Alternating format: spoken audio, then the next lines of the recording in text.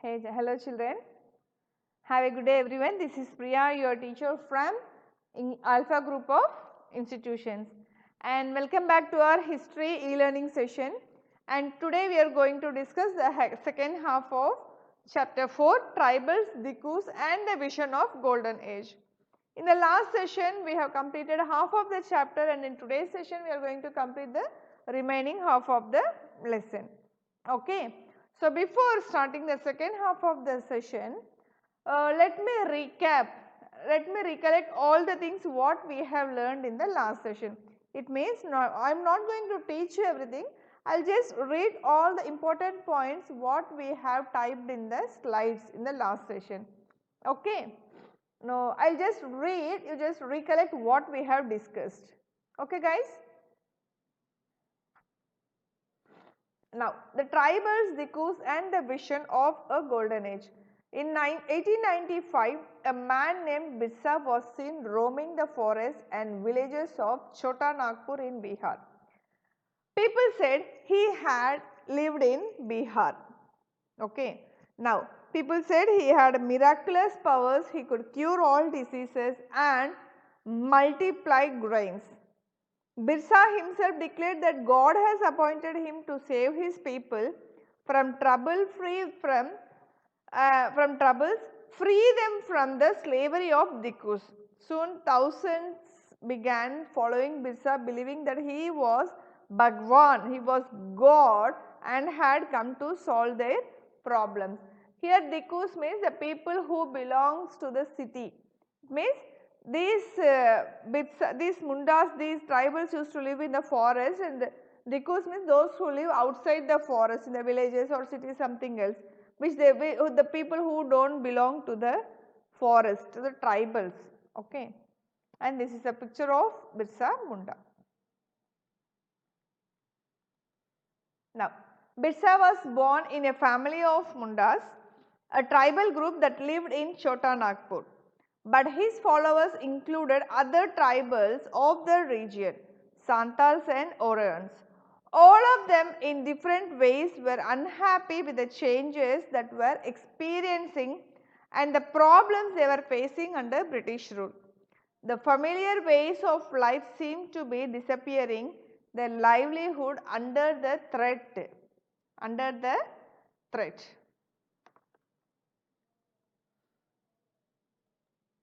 Now, so what we are going to discuss in this chapter is what problems did Birsa set out to resolve, who were the outsiders being referred to as Dikus, and how did they enslave the people of the region, what was happening to the tribal people under the British, how did their life change.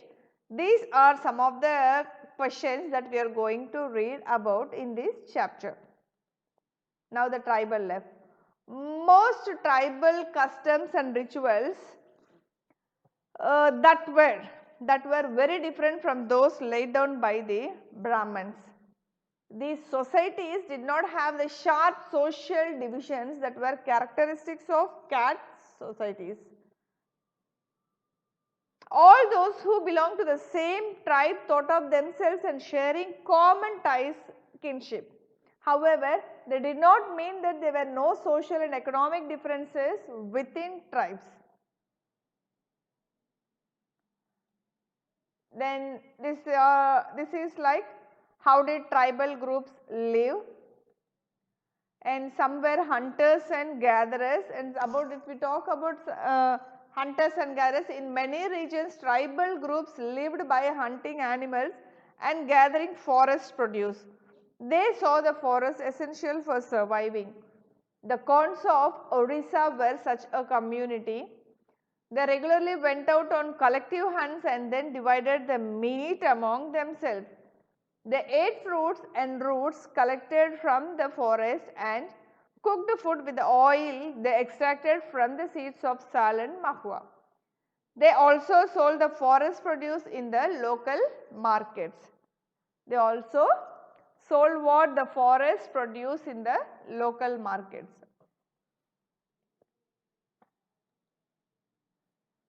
Now, some herded animals. Many tribal groups lived by herding and rearing animals. They were pastoralists who moved with their herds of cattle of sheep according to the seasons. When the grass in one place was exhausted, they moved to other places. The Vangujars of the Punjab hills and the Lambadis of Andhra Pradesh were cattle herders, and the Gaddis of Kulu were shepherds, and the Baskara and Bagarwals of Kashmir reared goats. So, this is the picture who used to transfer from one place to another place, and some took settled cultivation. Even before the 19th century, many from within the tribal groups had begun settling down and cultivating their fields in one year, this one place here and the other year. Okay, year after year they used to cultivate their fields in only one place, and they began to use plough and gradually got rights over the land they used to live on. In many cases like the Mundas of Chota Nagpur, the land belonged to the clan as a whole. All members of the clan were regarded as descendants of the original settlers who had first cleared the land. Okay. Very often, some people within the clan acquired more power than others. Some became chiefs and other followers. Powerful men often rented out their own land instead of cultivating it themselves. British officials saw settled tribal groups like the Gonds and Santals as more civilized than hunter-gatherers or shifting cultivators. Those who live in the forest were considered to be wild and savage. They needed to be settled and civilized.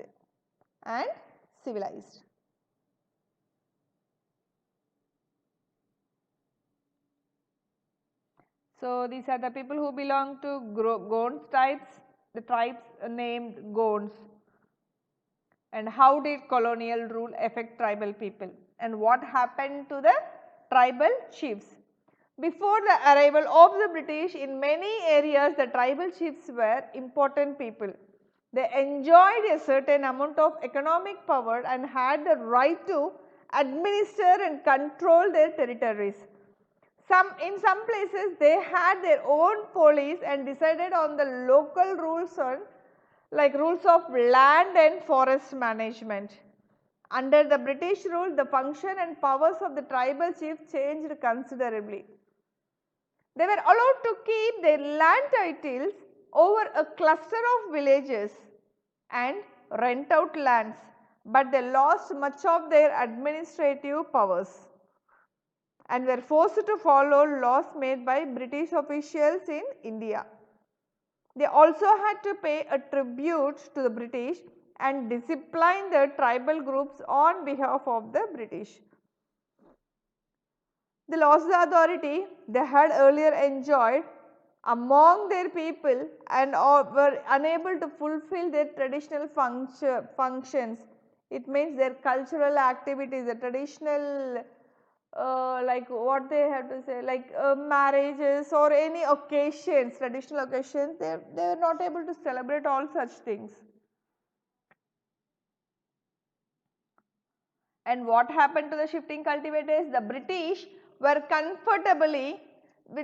comfortable with groups who moved about and did not have a fixed home. They wanted tribal groups to settle down and become peasant cultivators. Settled peasants were easier to control and administer than people who were always on the move. The Britishers also wanted a revenue source for the state, so they introduced land settlements, that is, they measured land and fixed the revenue demand for the state.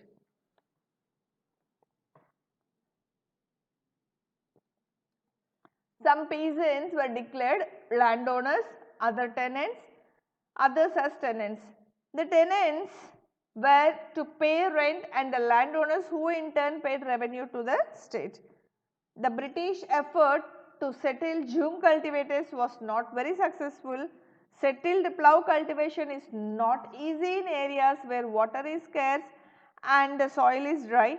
In fact, Zoom cultivators who took to plough cultivation often suffered since their fields did not produce good yields. So, the Zoom cultivators in northeast India insisted on continuing with their traditional practice.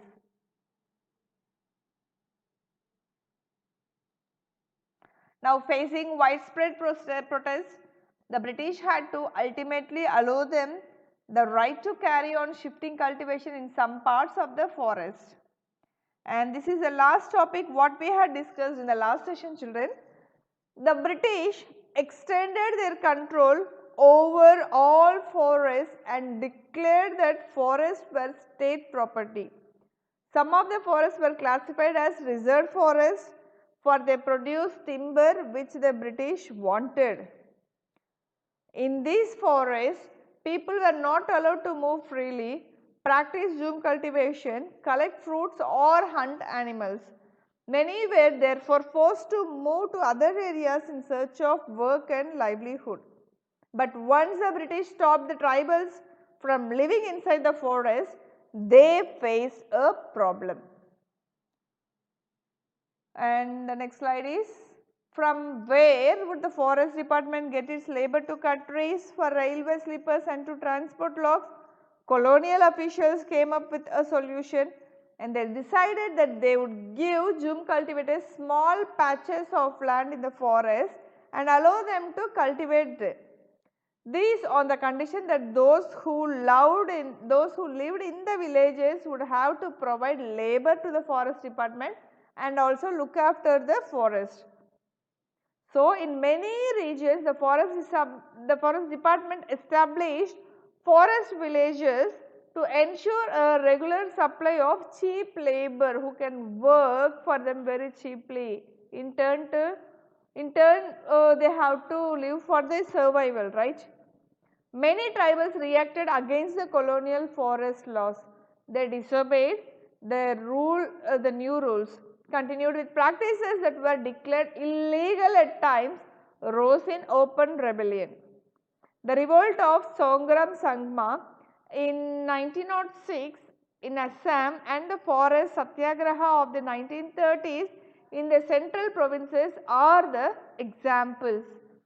So, I think we have finished our last session with this student. Today we are going to discuss about the problem with trade, and from here the second half of the chapter starts. Okay.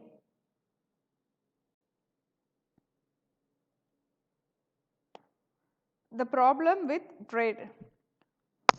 During the 19th century, tribal groups found that traders and money lenders were coming into the forest more often, wanting to buy forest produce, offering cash loans and asking them to work for wages.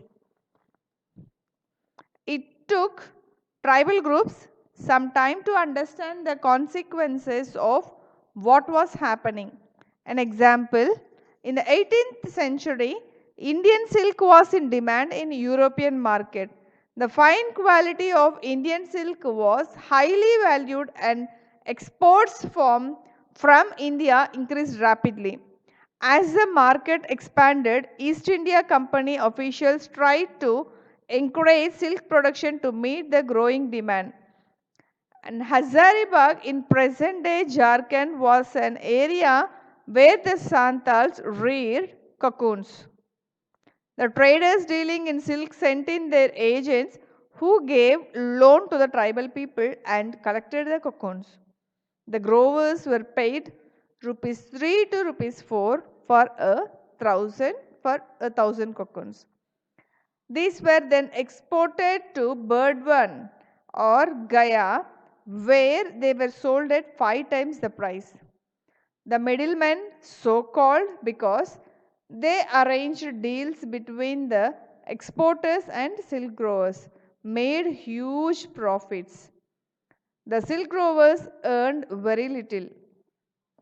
Understandably, many tribal groups saw the market and the traders as their main enemies.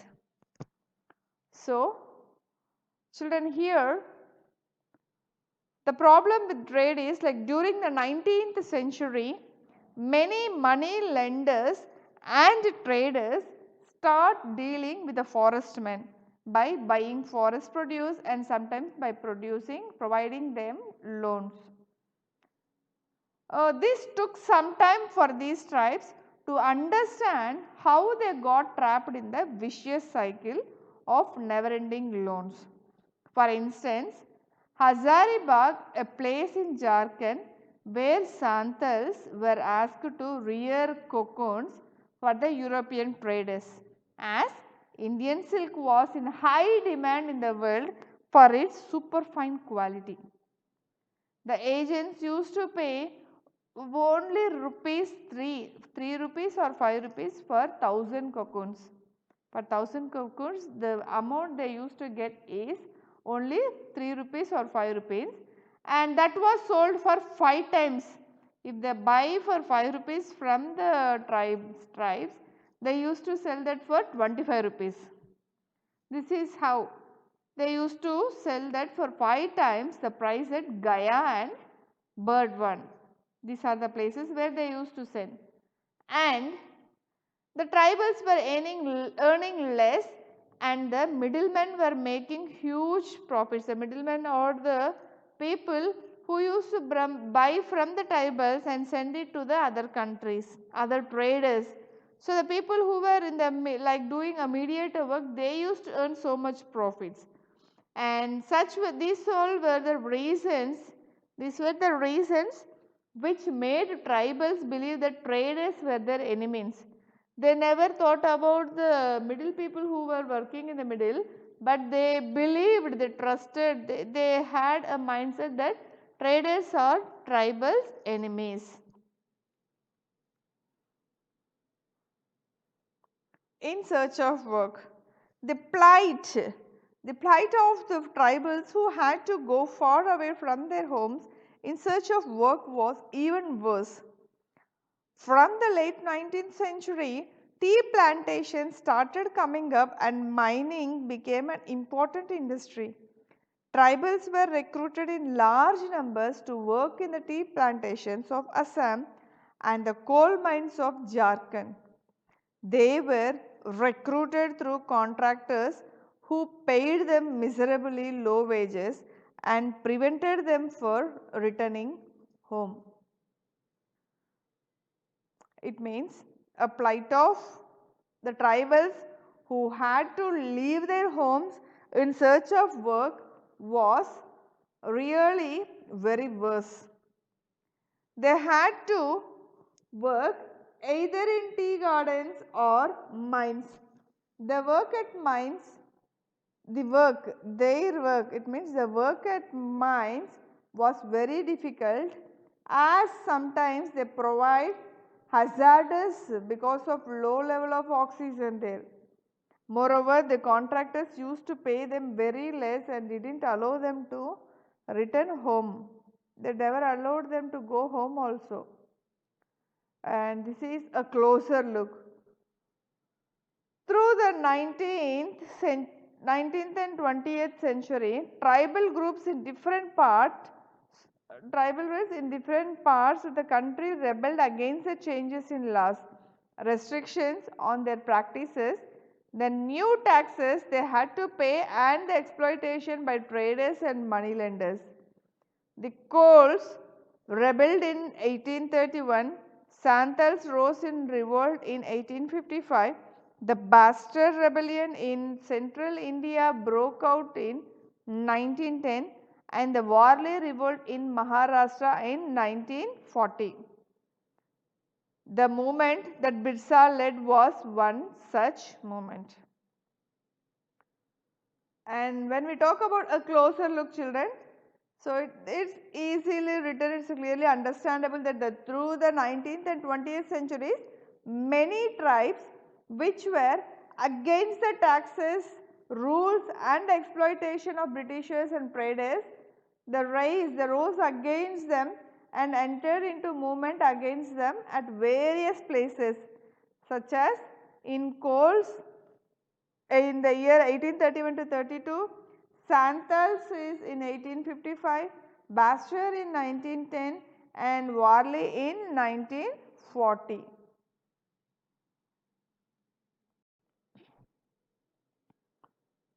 Birsa Munda. Birsa was born in the mid 1870s. He was the son of a poor father who grew up around the forest of Bahonda grazing sheep, playing the flute and dancing in the local akhara.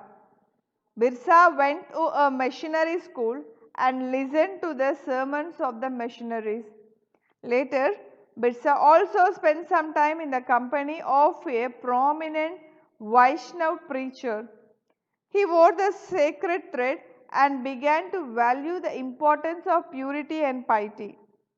Birsa was deeply influenced by many of the ideas he came in touch with his growing years. His movement was aimed at reforming the tribal society. He urged the Mundas to give up drinking liquor, clean their village, and believing in witchcraft and sorcery. Birsa turned against missionaries and landlords and saw them as outside forces that were ruining the Munda way of life. And in 1895, Birsa urged his followers to recover their glorious past and talked of a golden age in the past, Satyug, the age of truth, when the Mundas lived a good life. Constructed embankments, tapped natural springs, planted trees and orchards, practiced cultivation to earn their living. They did not kill their brethren and relatives and lived honestly. Birsa also wanted people to once again work on their land, settle down and cultivate their fields. The British officials were worried of the political aim of the Birsa movement. It wanted to drive out missionaries, moneylenders, Hindu landlords and the government and set up a Munda Raj with Birsa at its head.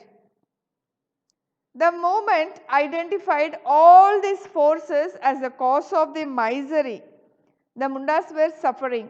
As the movement spread, the British decided to act and arrested Birsa in 1895, convicted him on charges of rioting and jailed him for 2 years. After his release in 1897, Birsa began touring the villages to gather support. He used traditional languages and symbols to rouse people. What did he use? He used traditional languages and also some symbols to rouse people, urging them to destroy Ravana. That is, Ravana means they are just mentioning them, they are just naming Dikus as Ravana, Dikus and the Europeans, and establish a kingdom under his leadership. Birsa's followers been targeting the symbols of Dikus and European power. They attacked police stations and churches and raided the property of money lenders and jamindars. They raised the white flag as a symbol of Birsa Raj. And in 19th century, Birsa died of cholera and the movement faded out. However, the movement was significant in 2 ways. First thing is, it forced the colonial government to introduce laws so that the land of the tribals could not be easily taken over by Dikus.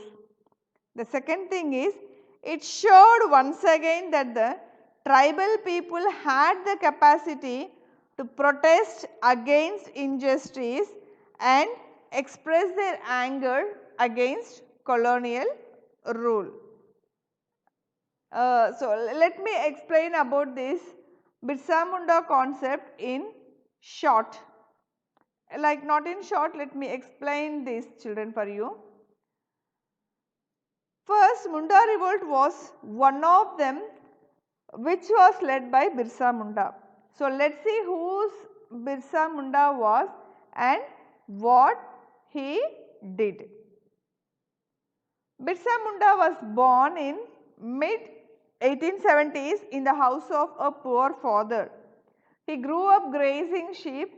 Forced by poverty, his family had to move from place to place in search of work.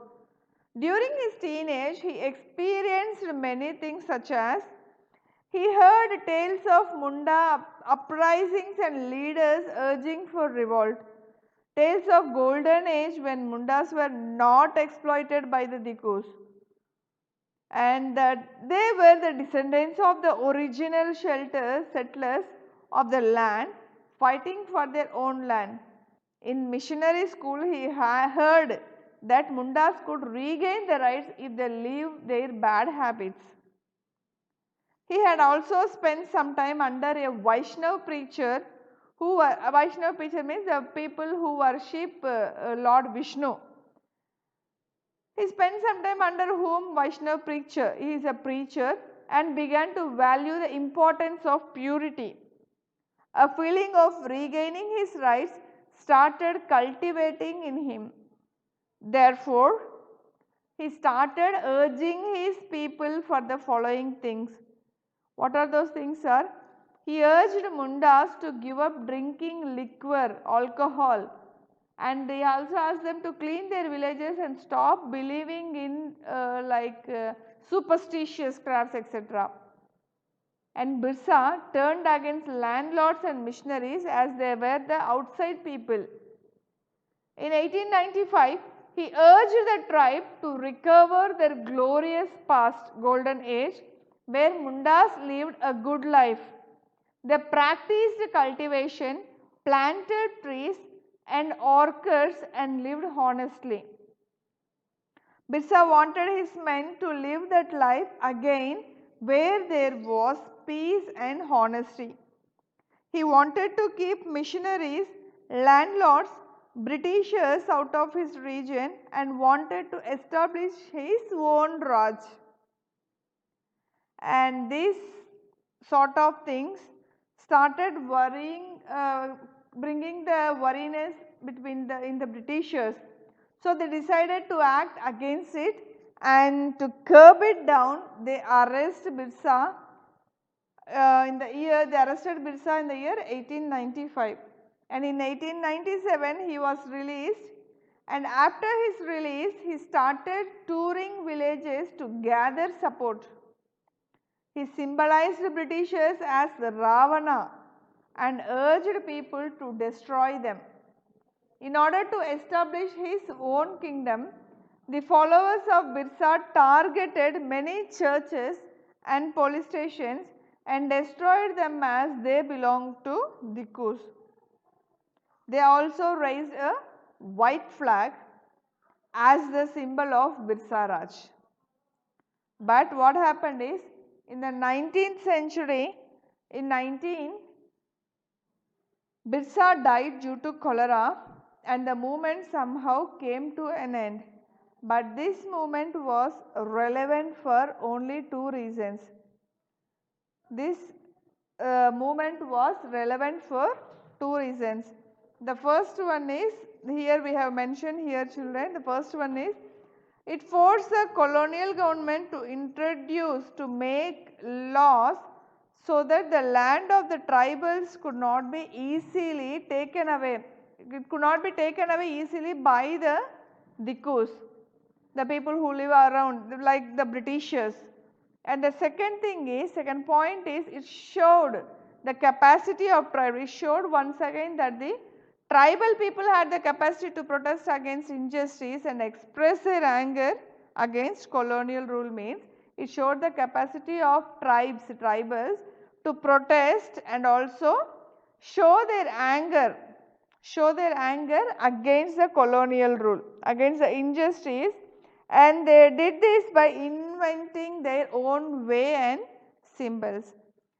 So children, this is how the tribals had fought for their rights and then for their survival. How they treated the Britishers as Dikus, and that Dikus are equally named as Ravanas. Okay. So, how the Dikus and all the tribal people, Mundas and Gonds, everybody how they fought and how they started regaining their power in the forest to live their own survival, and how they started get rid of the traders, so called Britishers.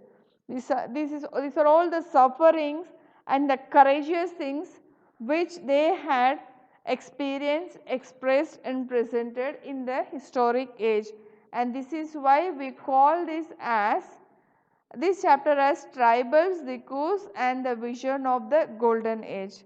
So, with this the whole chapter is over, children. The homework is you have to finish reading all the question answers which were given in the classwork. It means PDF. Many of the students are not writing the classwork content. We came to know that you are not following the rules. So, you have to complete the classwork compulsorily, and also you have to finish reading all the question answers and write a home test and post it in the group as usual. The teachers will be checking, and also we are making an entry of those who are submitting the homeworks and those who are not submitting the homeworks. And if you have any doubts regarding this, you feel free to ask your teachers, children. And thank you for being with us. This is Priya signing off from Alpha Group of Institutions. Thank you, children.